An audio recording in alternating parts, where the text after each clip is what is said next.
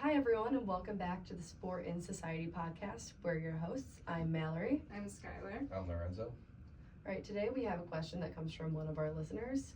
They say that research indicates that racial ideology creates situations in which black male athletes in high school have a more difficult time than other athletes in successfully claiming an identity as a top student. In other words, people tend to treat these young men first and foremost as athletes and are not so quick to acknowledge their academic identity. How might this impact the academic lives and motivations of young black men who play sport?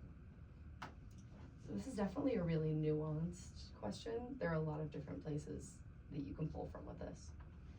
Yeah, I'm gonna go and say it really started with organized and amateur sports. Only white athletes were able to participate.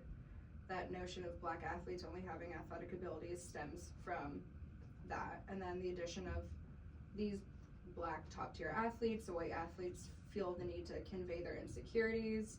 They're degrading those below them and portrayed this incorrect theory that black male athletes aren't as intelligent and never will be. Yeah, I think especially as like we've obviously had the civil rights movement and all that stuff, and I think with black male athletes coming into more into sports, I think people seeing their ability now, it's like kind of like just an like automatic stereotype that they can run fast or all this stuff, and they don't really look at they're like just regular people too, and like they have like they're academically smart, they're all this stuff that kind of gets overlooked by just their athletic ability and not anything else. Mm-hmm.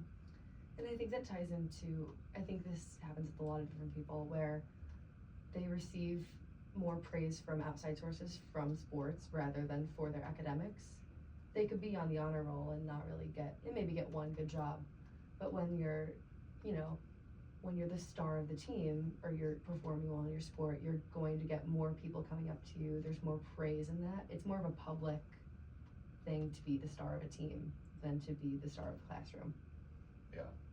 And it was always said that, white athletes have the intelligence. Maybe not as much the talent as black athletes. Mm-hmm. They don't have to work for it.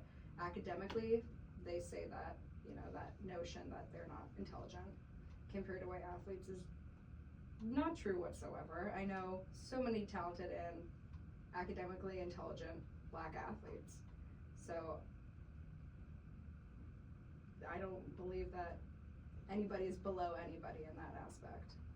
Of course not. And then especially when you get to professional sports, interviewers oftentimes, or just people talking about athletes on podcasts like this, or on the news, you're typically you're one of two types of players. You're a smart player, and you decide all the different runs, the different plays, and you play with your head, or you play with your heart, and you play with the love of the game. And I feel like more often than not, these black players are like, they play with their heart, or there's not a single thought behind their head. They're just here to have fun, or they're just here to play the game.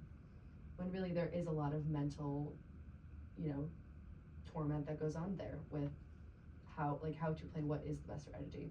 And sometimes that usually does translate to the classroom and to their academics.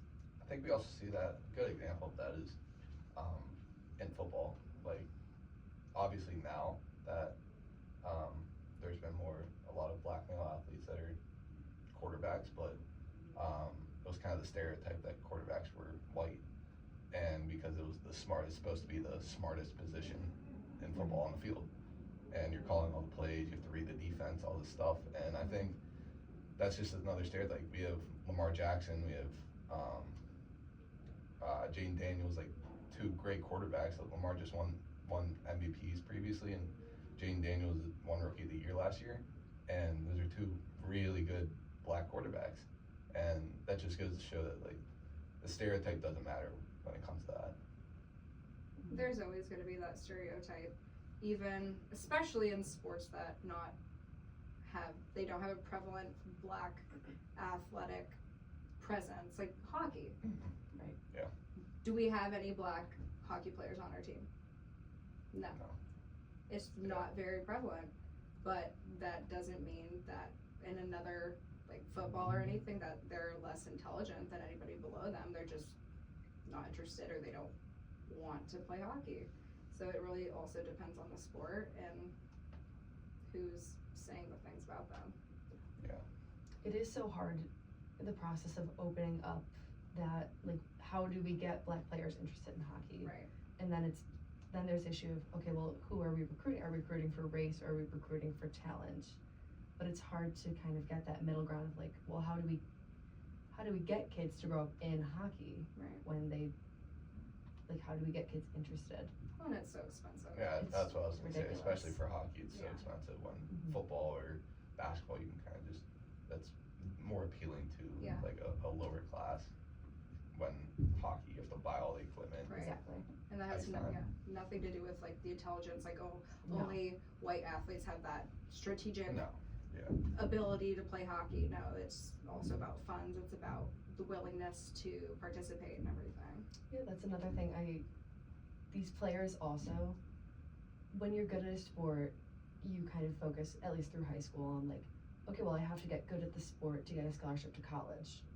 So a lot of times grades, oftentimes, they'll fall by the wayside because these big name teams in college, they're not looking for players with like the best GPA or the Right. best who get A's on every test. They're looking for who can throw the ball the farthest. Yeah.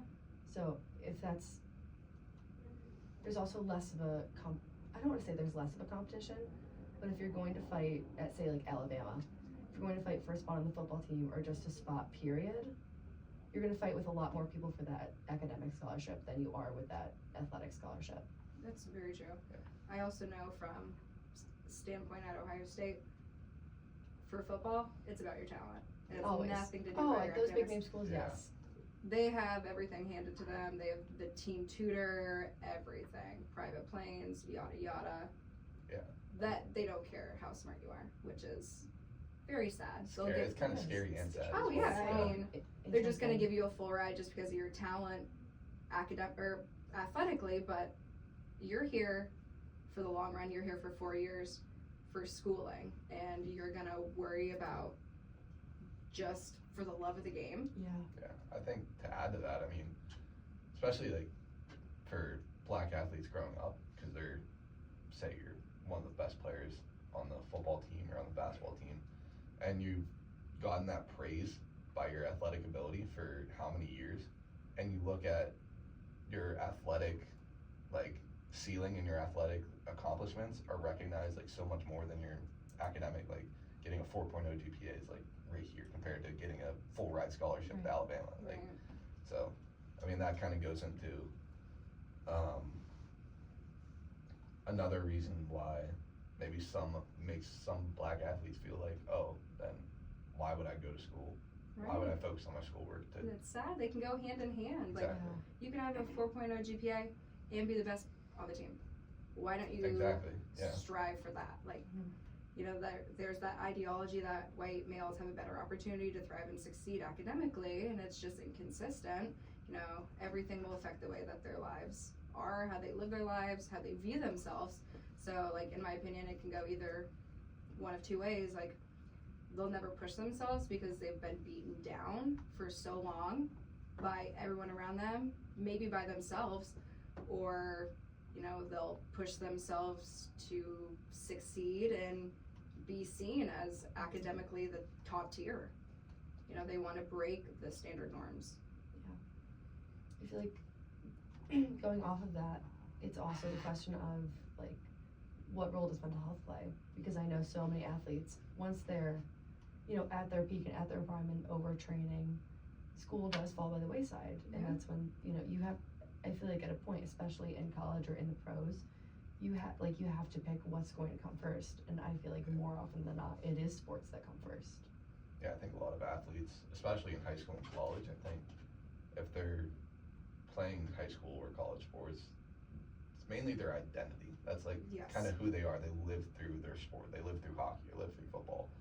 And I think, especially, I don't know if you see it as much in high school, but especially in college, like, you see grades start dropping. You see players starting to become ineligible because they have Yeah. under a certain GPA or whatever. And Yeah, I mean, We see that very often. Yeah. And it's really sad, and they get burnt out over school. But it's because they're wasting all of their time and everything on their sport. They need to, time management is a real thing. Mhm. Yeah. They need to work on it. They need to take care of themselves over everything first, so they don't have that sense of burnout and wanting to, a lot of people will drop out. Not even quit their sport or anything, but they'll drop out because they don't think they can get their grades up. They can't handle it anymore. It's really sad to see because we do see it pretty often.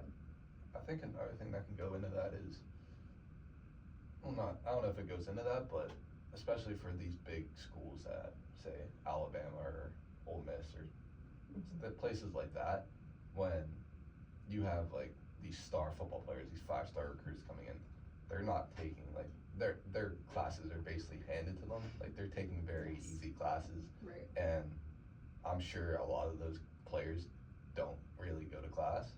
So I feel like, that could also be like they know they can get away with not going to class and still being able to play Yeah. at these bigger schools where they're top 25 ranked every year. And I think that also plays into an issue of like, the main reason you're going to college is to get an education. Like you're a student athlete first, like student comes first. And I think that gets lost in a lot of big Yeah. institutions I like mean, that. what are you gonna do after? Right, Yeah. yeah. Like, You can only maybe play you're for so not long. good enough to go pro. Like, Exactly. where are you And going? even if you do go pro, you can only play till you're so long. till Like, what are you gonna do retire. Like, afterwards? exactly. Yeah. And that kind of ties into what we were talking about in class. Oh yeah, you say that your team has a 3.75 GPA. Is that because of one really intelligent Right. person you're bringing in? Or what? Everybody else has a pretty high GPA? Or is it just one person carrying everybody? And maybe that's why we're seeing higher GPAs for teams. I will say oftentimes a teacher's expectations of you will strongly really influence Oh, yeah. how you perform in that. So if teachers automatically assume these black male athletes, well they're an athlete, they don't have to do their work, or they're an athlete, they're gonna miss this assignment and that assignment, and they don't really study, they practice all the time. Then of course it makes, if I was that student, I wouldn't want to do well in that class either. Yeah, it changes your mindset and I don't have to do any of this, and I can just focus on, I can skip class and go to practice, or skip class and be on the field or the Right. court. And that's kind of what we were saying with all these big schools. If you are getting everything handed to you, it just reinforces, Mhm. Yeah. well, I'm only an athlete. I Yeah. don't need to do anything else. Like I'm only here for basketball or football, Yeah. and I'm not here for anything else. I think the faculty really needs to hold these athletes responsible for their education. Do you want it or do you not? Right. Yeah. So going back to, how this can impact their lives, and motivate these black men who want to do both. Hold yourself accountable first. Yeah. Absolutely. Make sure your teammates are holding themselves Yeah. accountable, because at the end of the day, you're a team. If one goes down, you're all going down. Yeah. So Yeah. don't let any notions, any ideologies, anything impact how you want to live your life. I think this should really start at a younger age, from Absolutely. growing up in either elementary, middle school, especially in high school. That listen, you're an athlete, you have this athletic ability, but you're a student first. You're a student and you're a person first. Yeah, and yes. you're a person first. You need to focus on your future. And say, even if your future, there's a really good player, your future is going pro. What are you gonna do after? You Right. can only play till your 40s max. So I think that can be your dream, but I don't think it should be your future. exactly. Yeah. Absolutely. Like, hey, go pro, then afterwards use your degree for something, so you Yeah. don't just sit at home and think about the times where you were playing and Yeah. get depressed Exactly. and get in that mindset that you'll never be better than when you were on the field. Right. Yeah. You can do more.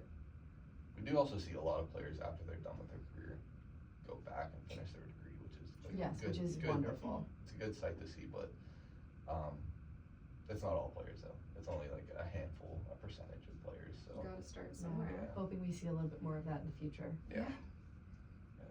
All Right, well, I think that was a really wonderful I question. agree, yeah. I hope that our insight kind of provided you more of a space to think about this. And with that, we will see you guys next week. Thanks for tuning in. Thanks. Thank you.